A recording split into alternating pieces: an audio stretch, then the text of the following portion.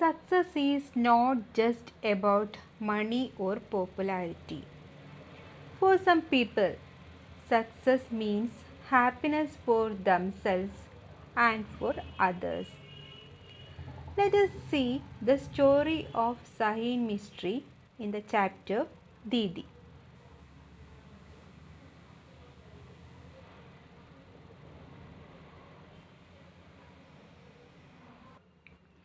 This chapter is an excerpt from Redrawing India by Sahin Mistry and Kovid Gupta. See the profile of Sahin Mistry. Sahin Mistry is an Indian social activist and educator. She is the founder of Akanksha Foundation. She is also the CEO of Teach for India since 2008. She was born in Mumbai in a Parsi family.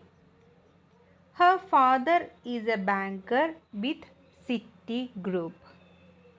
So she had an international upbringing.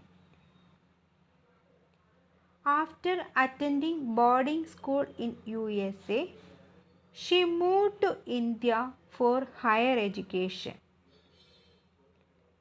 She got BA in Sociology from St. Xavier's College, University of Mumbai.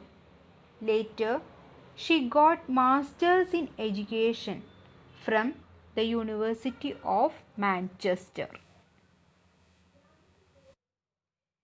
When she was 12 years old, she visited an orphanage in Jakarta. In the orphanage, she saw crying children, laughing children, quiet children, and screaming children. She was confused. She saw the iniquity of life there. We already saw that her father was a banker, so she got international school system and she studied in different schools in different countries. She says that life was not perfect during summer vacation because her summers were spent between the orphanage in Jakarta and trips back to Mumbai. In Mumbai, she saw the extreme poverty and children begging for food. So, the search she had in her childhood was finding ways to help the kids in need. India was answering it because in India she found many children begging in the streets for food.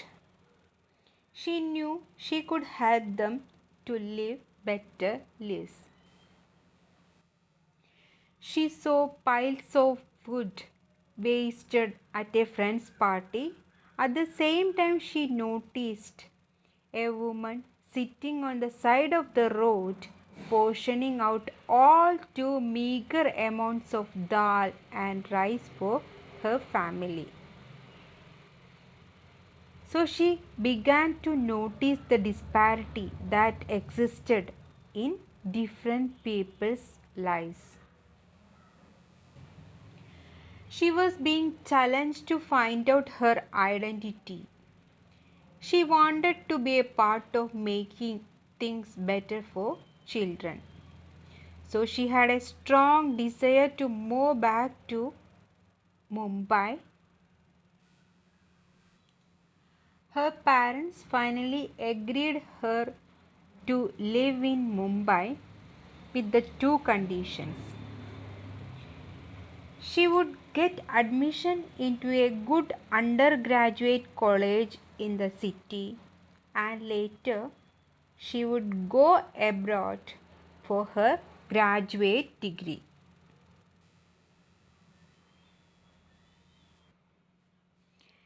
Even though the admissions were closed, somehow she got admission at St. Xavier's College. Father thankfully granted her admission to St. Xavier's College. The academic system at St. Xavier was different from the system in US.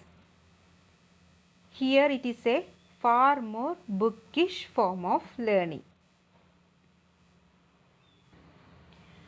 During her summer vacations, she visited Mumbai slums.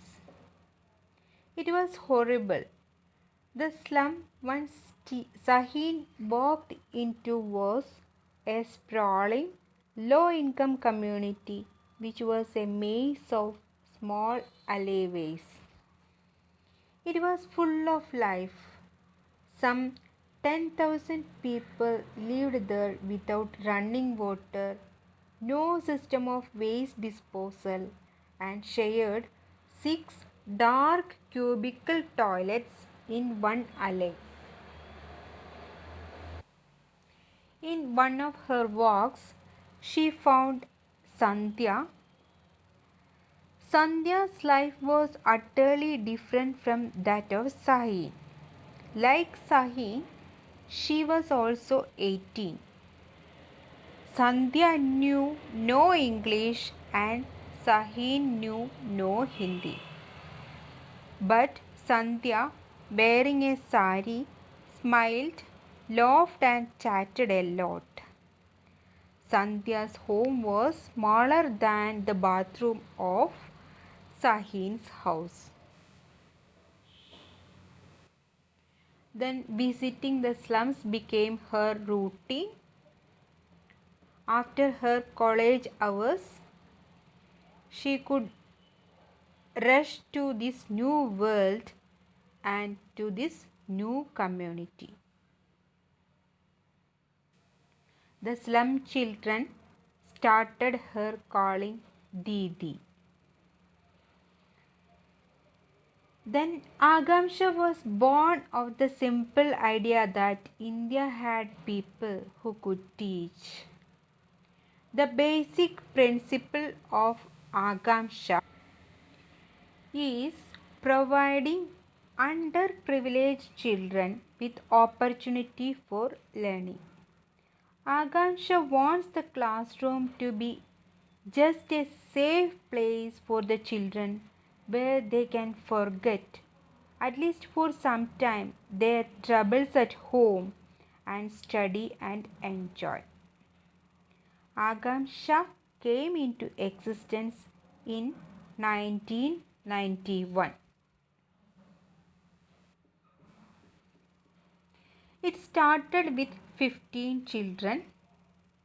Now it has 3,500 children with 58 centers and 6 schools.